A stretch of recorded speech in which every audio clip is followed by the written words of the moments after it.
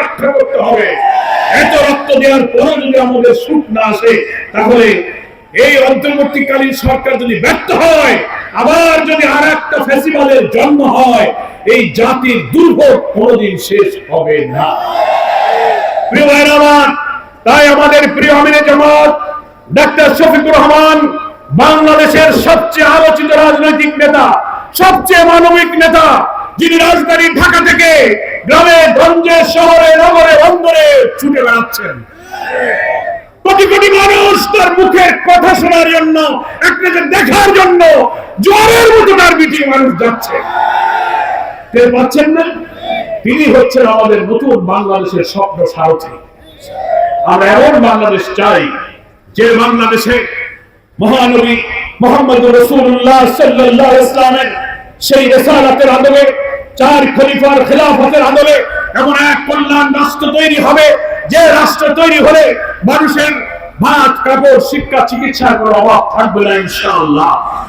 আল্লাহর নবী বলেছেন, ইসলামিক ওয়েলফেয়ার স্টেটের যে কনসেপশন, ইসলামের যে বিউটি, যে সৌন্দর্য, তার যে ধারণা, রাষ্ট্র শাসকের দায়িত্ব হলো একটি দেশের সব মানুষের অর্থনৈতিক সমস্যার সমাধান করা। সকলকে চাকরি দাও, কাজ দাও, ভাত কাপড় নিরাপত্তা দাও। যার দিতে পারবে না, প্রত্যেক বেকারকে রাষ্ট্রের বেকার ভাতা দিতে হবে। কল্যাণ রাষ্ট্র হলে কোন মানুষ ইনশাআল্লাহ না খেয়ে থাকবে না। আদালতে সুবিচার হবে, অন্যায়ভাবে কোনো মানুষকে কষ্ট দেওয়া হবে না। নারী পুরুষ হিন্দু অমুসলিম প্রত্যেক মানুষ তার কল্যাণ এবং ইনসাফ পাবে। আমাদের সোনার ছেলেরা রাজপথে যখন স্লোগান দিয়েছিল নতুন বাংলাদেশের জন্য, ওরা একটা স্লোগান দিয়েছিল জুলাই আন্দোলনে, কি? We want justice, we want justice. Justice মানে কি? ন্যায় বিচার, সুবিচার, যার যা হক অধিকার সেটার নাম হচ্ছে জাস্টিস। এই ন্যায় বিচার, এই সুবিচার কোন মানুষের আইন দিয়ে হতে পারে না। কোন মানুষ সুবিচার করতে পারে না, কারণ মানুষ লোভ, লালসা, ভয়, নফস এবং শয়তান দ্বারা মানুষ প্রভাবিত হতে পারে। সুবিচার হচ্ছে আসমান থেকে নাজিল হওয়া নির্ভুল ঐশিক জ্ঞান, ঐশিক জ্ঞানের কিতাব হচ্ছে আল কোরআন।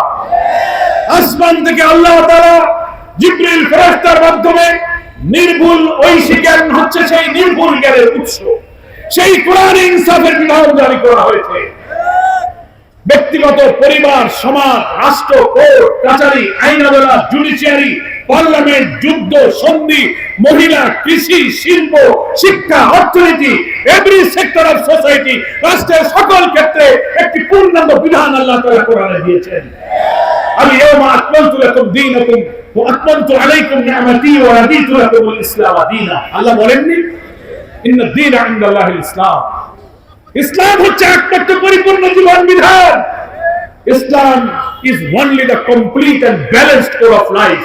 ইসলামই হচ্ছে মানুষের জীবনের একমাত্র ভারসাম্যপূর্ণ পরিপূর্ণ জীবন বিধান। এর যে জুডিশিয়ারি, এর ব্যাংকিং সিস্টেম, এর অর্থনীতি, এর পারিবারিক নীতি যদি সমাজে কায়েম হয়, আল্লাহ তাআলা কোরআনে এই কথাই বলেছেন সূরা হাদীদের মধ্যে, পড়বেন নিশ্চয়ই সবাই পড়েছেন, লাকাদ আরসালনা রুসুলানা বিল বায়িনাতি ওয়া আনজালনা মাআহুমুল কিতাব ওয়াল মিজান লিয়াকুমা আন-নাসু বিল কিসত ওয়া আনজালনা আল-হাদীদ ফীহি বা'সুন শাদীদ ওয়া মানাফিউ লিন-নাস। কত সুন্দর কথা আল্লাহ বলছেন, যুগে যুগে আমি তোমাদের রাসূলগণকে পাঠিয়েছি, কিতাব দিয়েছি, বায়িনা দিয়েছি, মিজান দিয়েছি। কিজন্য? লিয়াকুমা আন-নাসু বিল কিসত, গোটা বিশ্ব মানবতা, নাস মানে হলো হিন্দু, মুসলিম, বৌদ্ধ, খ্রিস্টান, ধর্ম, বর্ণ, জাতি নির্বিশেষে হোল ম্যানকাইন্ড, হোল হিউম্যানিটি, গোটা বিশ্ব সভ্যতাকে সুবিচারের উপরে কিসত শব্দটা কোরআনে ব্যবহার করা হয়েছে। কিসতের অর্থ হচ্ছে সুবিচার, ইনসাফ, জাস্টিস।